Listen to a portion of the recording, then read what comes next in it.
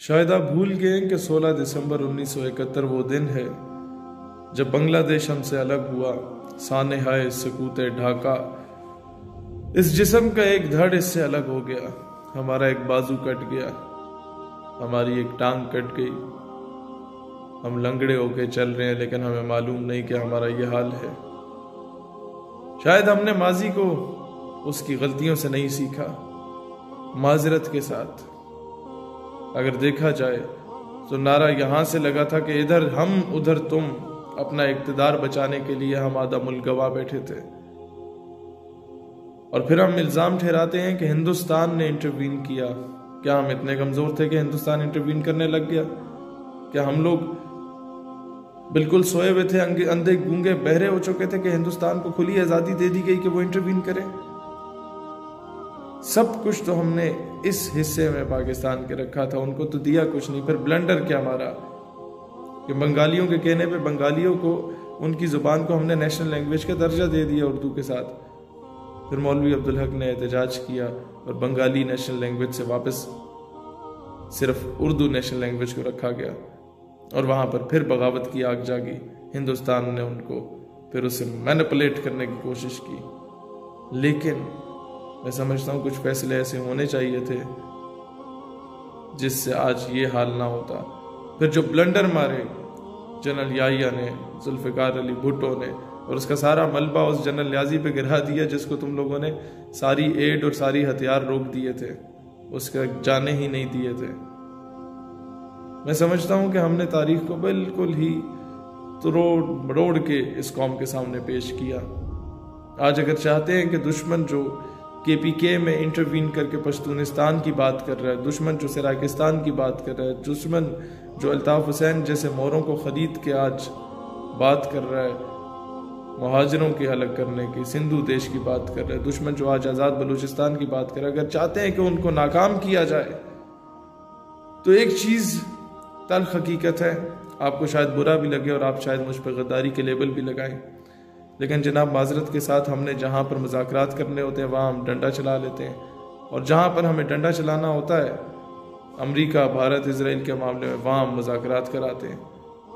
تو ضرورت اس امر کی ہے کہ اب ہم مذاکرات نہیں، جہاں پر ڈنڈا چلانا ہو وہاں ڈنڈا چلائیں اور اپنی عوام کے ساتھ مذاکرات کریں، انہیں سینے سے لگائیں۔ میں پنجاب میں بسنے والے تمام پنجابیوں سے کہتا ہوں کہ تمہارے گھر کے ساتھ، تمہارے بازاروں میں، گلی کوچوں میں اگر کوئی پٹھان ریڑھی لگانے والا ہو، اگر کسی افغانی یا پٹھان کی کوئی دکان ہو تو اسے سینے سے لگاؤ، وہ تمہارا شہری، پاکستانی شہری ہے۔ پٹھانوں سے کہتا ہوں جن پنجابیوں کو تم دالخور کہتے ہو، اگر وہ تمہارے علاقے میں کام کرتے ہیں، تمہارے علاقے میں مزدوری کر رہے ہیں، ان پنجابیوں کو اپنے سینے سے لگاؤ، پاکستان تب مستحکم ہوگا۔ بلوچوں سے کہتا ہوں جو پنجابی ٹیچرز وہاں پر آئے تمہارے بچوں کو پڑھانے کے لیے، جو پنجابی ڈاکٹرز وہاں آئے، جو فیمیل ڈاکٹرز وہاں آئیں تمہاری عورتوں کے علاج کے لیے، they are the servants of this nation، ان کا احترام کرو۔ جو وہاں پر مزدوری کر رہا ہے پنجابی، اسے سینے سے لگاؤ۔ بھول جاؤ کہ تم سندھی، بلوچی، پنجابی، پٹھان، کشمیری ہو یا گلگتی ہو۔ یاد رکھو تو ایک بات یاد رکھنا کہ تم پہلے مسلمان ہو اور پھر تم پاکستانی ہو۔ بتانے رنگوں خوں کو توڑ کر ملت میں گم ہو جا، نہ تو رانی رہے باقی، نہ ایرانی نہ افغانی۔ اور پھر یوں تو سید بھی ہو، مرزا بھی ہو، افغان بھی ہو، ہم سبھی کچھ ہو، بتلاؤ تو مسلمان بھی ہو۔ جب یہ ساری باتیں اقبال کر چکے تو پوچھا گیا اقبال جب آپ ان باؤنڈریز کو ڈینائی کر کے ساری امت کی بات کریں تو بتائیں پھر دیس کیا ہے، وطن کیا ہے، قوم کیا ہے، ملت کیا ہے؟ تو اقبال نے یہاں پہ نتیجہ نکالا کہ بازو تیرا توحید کی قوت سے قوی ہے، اسلام تیرا دیس ہے تو مصطفی ہے۔ اللہ تعالیٰ اسلام اور پاکستان کا حامی و ناصر ہو، آمین۔ اور انشاءاللہ the day will come کہ بنگلہ دیش دوبارہ پاکستان بنے گا۔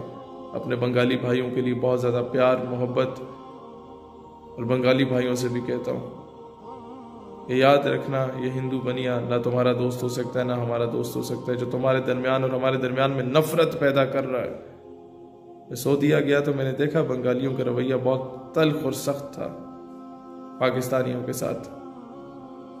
ہم جانتے ہیں ہمارے قصور ہے، ہمارے اندر کچھ میر جعفر اور میر صادق موجود تھے، جن کا قصور تھا، لیکن جناب پاکستان کی عوام آج بھی اسلام کی نسبت سے تم سے محبت کرتی ہے، تمہیں اپنا شہری تسلیم کرتی ہے۔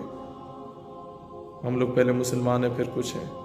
انشاءاللہ ہم یونائٹڈ رہیں گے، یونائٹڈ رہیں گے تو ہم کامیابی ہوں گے، ادروائز ڈیوائیڈڈ ول فال۔